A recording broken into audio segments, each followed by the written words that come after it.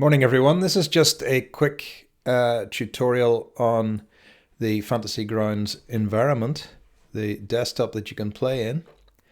This is looking at it from the player perspective. So there are various menu items on the right hand side, and we can look at these individually. Look at the top here, we have the combat tracker. Now the combat tracker is the list of all the characters who are involved in the game and a list of the enemies if you're in combat.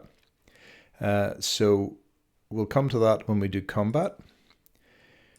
We have the party sheet, which will list all of the characters in the party, and you can set your watch order and your marching order in this. We have colors, which are kind of fun. So you can choose the color of your dice. You can play around with this to get a color of your dice. So if you select green, for example, increase the green, or you can increase the white to make a very pale green. If we keep going, it'll go very pale. You can increase the black to make it darker. You can increase the blue to make it a different color. So you can play around with that and find a color of dice that you like. Try and make sure it's not a dark dice with dark numbers or a light dice with light numbers. So if you've got dark dice like this, you can change the text by clicking white and black. There. Okay, good. Excellent. That's that done.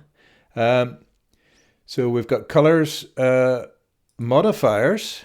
We'll work on that at some other point. It's something that we can look at in a little while.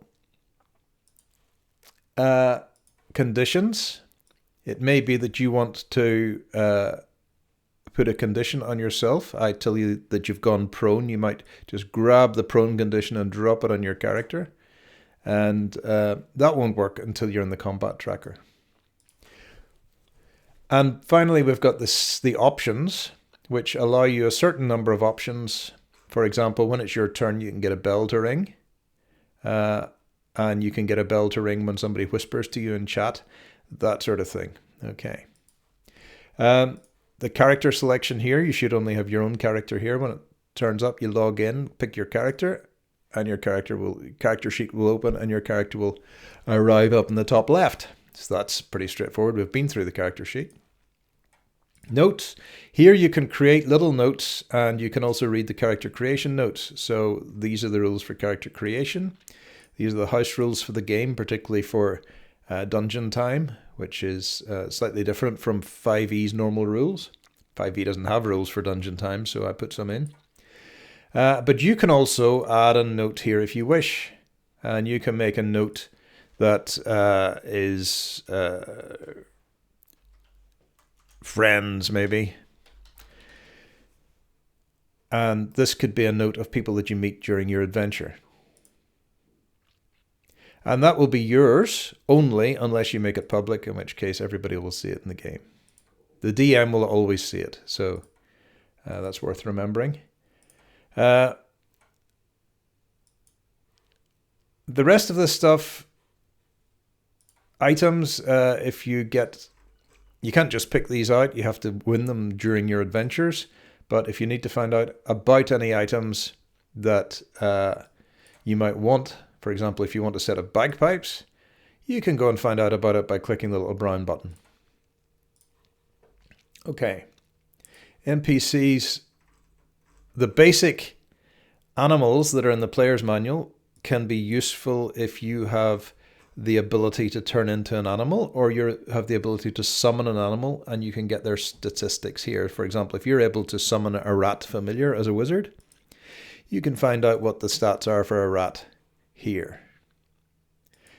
We're not playing druids in this game initially, but if you were a druid, you can turn into, for example, a bear, which allows you to get these statistics for your play rather than your own. Okay, when we are choosing a portrait, you can double click on your portrait and you see the bag. This comes from the assets folder, but you have to get to it through double clicking on your portrait. If you want to change your portrait, you can go into the bag. I like the Smiteworks portraits, and there's another double click on the portrait that you want, and you can have that. Okay, the final thing I want to show you in this is that we've got a few little gadgets down here. So I can roll, I can click onto advantage and I make my roll, and you can roll straight into the chat box and you get a roll. You can also click on your character sheet for your action, and you click advantage and you double click your quarterstaff. That gives you the advantage roll. Disadvantage works the same way, except it drops the higher number.